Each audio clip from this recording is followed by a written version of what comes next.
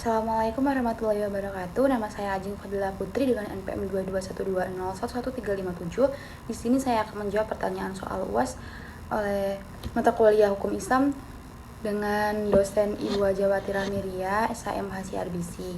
Yang pertama, jelaskan status hukum menikah disertai dengan contoh-contoh kondisi dari individu yang bersangkutan. Status hukum menikah adalah status hukum yang diberikan kepada individu yang telah sah menikah menurut hukum yang berlaku di negara tersebut. Status ini memberikan hak dan kewajiban tertentu kepada pasangan yang telah menikah. Kemudian, contoh dari kondisi individu yang bersangkutan dengan status hukum menikah antara lain individu yang telah menikah secara sah menurut hukum yang berlaku di negara tersebut. Contohnya, pasangan suami istri yang telah menikah di hadapan pejabat yang berwenang dan telah memiliki akta nikah yang sah. Kemudian yang kedua, individu yang belum menikah secara sah menurut hukum yang berlaku di negara tersebut. Contohnya, pasangan yang hidup bersama tanpa adanya ikatan pernikahan yang sah menurut hukum. Kemudian yang ketiga, individu yang telah bercerai secara sah menurut hukum yang berlaku di negara.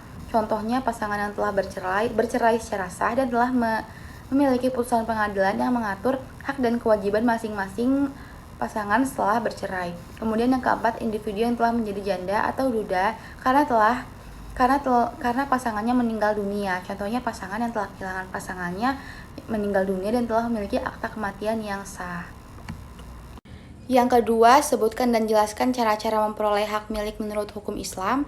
Menurut hukum Islam itu ada 4 cara seseorang untuk memperoleh hak milik, yaitu karena irozul mubahat, yaitu memiliki sesuatu benda yang memang boleh dijadikan sebagai objek kepemilikan. Yang dimaksud dengan boleh atau mubah adalah harta yang tidak masuk dalam milik yang dihormati dan tidak ada pula sesuatu penghalangnya. Kemudian yang kedua karena al-uqud atau akad. Yang dimaksud dengan akad atau perjanjian adalah perbuatan seseorang atau lebih dalam mengikatkan dirinya terhadap orang lain, sedangkan dalam perbuatan ini dapat diklasifikasikan menjadi perbuatan hukum sepihak dan perbuatan hukum dua pihak. Yang ketiga karena adanya halafiyah, maksudnya adalah bertempatnya seseorang atau sesuatu yang berada di tempat lama yang telah hilang pada berbagai macam rupa. Kemudian yang keempat karena atawalludu minal mamluk, lahirnya hak milik disebabkan merupakan hak yang tidak dapat diganggu gugat. Kemudian soal ketiga yaitu sebutkan dan jelaskan tujuan aktivitas ekonomi dalam Islam.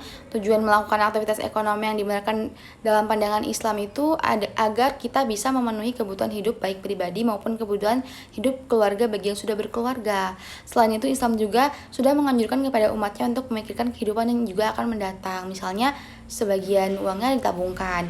Dan tidak hanya itu, kita juga diwajibkan untuk menyisahkan bagian yang kita miliki untuk menolong saudara-saudara kita yang membutuhkan.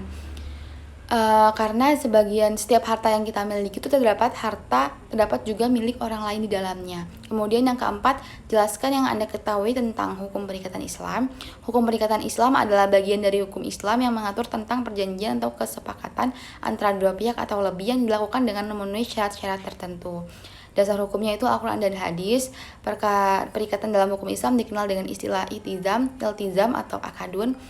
Kemudian ada 5 macam asas yang harus ada dalam suatu perikatan, yaitu kebebasan, persamaan, keadilan, kerelaan, dan tertulis. Kemudian rukun dari syarat perikatan terdiri dari ijab kabul, mahal, al-akad, al-akidah, dan modul akad. Dan berakhirnya suatu perikatan dapat disebabkan karena terpenuhnya tujuan perikatan, berakhirnya karena suatu pembatalan, putus demi hukum, karena kematian, dan tidak ada persetujuan. Kemudian yang kelima, jelaskan yang Anda ketahui terkait dengan hukum perceraian menurut Islam. Menurut Islam, dalam Al-Quran tidak ada ayat-ayat yang menjelaskan tentang perintah atau yang menganjurkan tentang perceraian. Meskipun tidak ada ayat yang menyuruh atau melarang, tapi perceraian itu mengandung hukum mubah, makruh atau tercela. Dasar hukumnya adalah sabda Rasulullah SAW, perbuatan yang halal yang paling dibenci oleh Allah adalah talak. Hadis riwayat Abu Dawud dan Ibnu Majah. Hukum asal dari perceraian itu adalah makruh atau tercela. Namun dalam keadaan dan situasi tertentu, hukum perceraian itu menjadi sunnah, yaitu dalam keadaan rumah tangga sudah tidak dapat dilanjutkan.